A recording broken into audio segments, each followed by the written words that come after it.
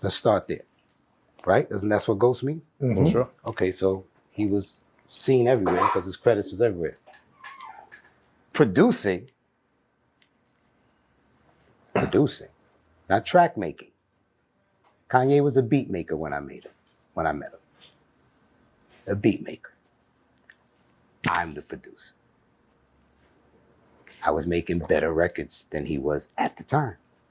He wasn't even around when his songs was made. I think he made a video and said, I sent DDot the beat. Next thing you know, there's Eminem on the record. How do you produce that? Got it. So it's the difference between beat making and producing. He created a fantasy for his people that he actually sat in there and him and Eminem was making this thing and he did all this shit and I sat there with holding my dick. Produced by DDot. Suck a dick. To all you journalists that have been running with that ghost producing shit, it's the dumbest shit I ever heard. You have to be in the room to be a producer. He was not. Ask him. Call him. He was not. You're not a producer, homie. And there was no such thing as ghost. It happened one time. Here's the story. Kanye would send beats from Chicago. He moved to New York. Let's talk about this real quick. The Netflix joint starts off with him at a Jermaine Dupri party. Right. What year was that? 98. And who was he with? At the beginning, the very beginning of the thing, he's with Mace. And the dude's interviewing him, right? How the fuck is Kanye with Mace? DDot. So we skipped the first chapter of the movie, right, and go right to Kanye's already with Jermaine Dupri and Mace. How?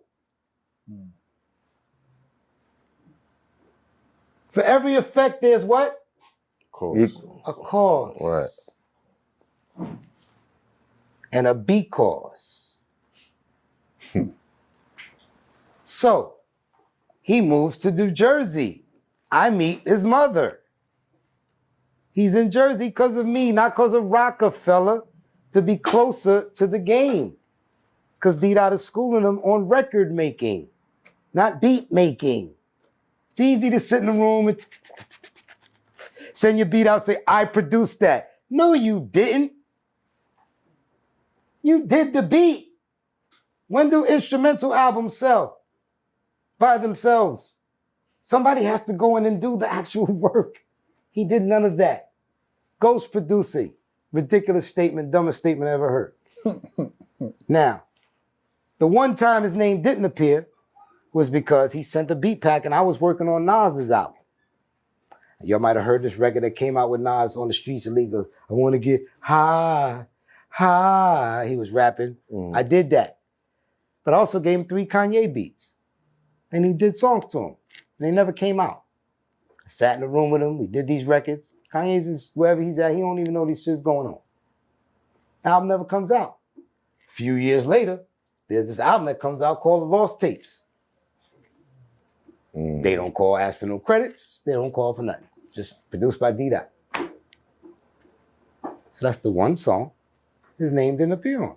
And I instantly went and corrected it and called. But back then, it wasn't internet where you could just change the credits and it's changed tomorrow. Right.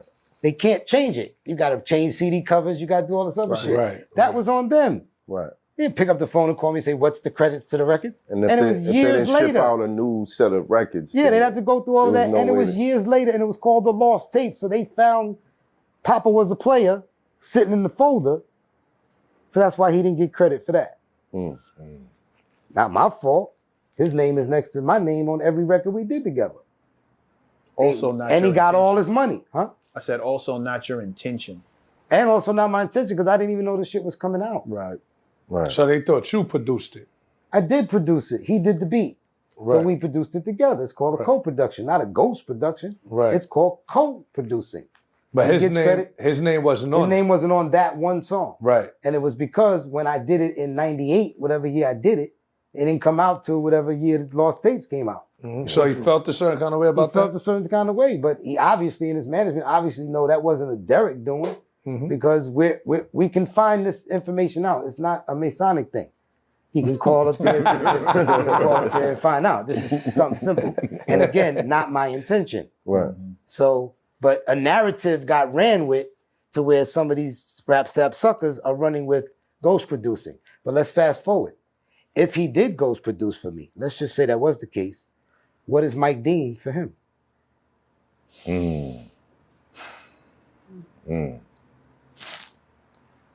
Like Dean at every You second. don't got an answer, Method? No, because he knows he understands It's my a point. rhetorical question. Go ahead.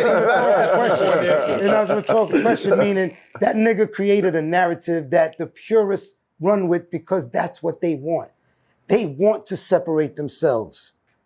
So they needed anything to latch on to. DDot robbed him of his beats. Let's run with that. Me, the Rocks, give up the box. Remember that? Nigga, I'm DDot, nigga. Right. I run circles around some of these niggas. I don't need to do that. I put you on and we co-produced. So they needed to run with that. And so they still do to this day. As if Kanye did the Benjamins. Money, power, respect. Have you ever heard that come out his mouth? Never. He gets smacked if he says some shit like that. Because that's disrespectful. That's like me saying I did flashing lights.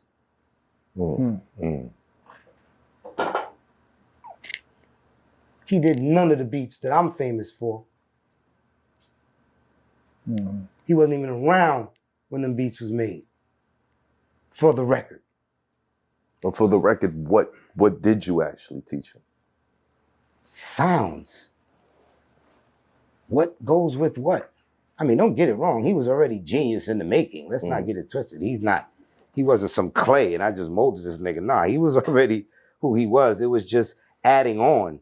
Right. It was just additions. He was already, that's what attracted me to him. This is not, I didn't create this man. No, I'm never saying that. He was already a genius in the making. He just needed to fine tune it, just like all geniuses do. The greatest feeling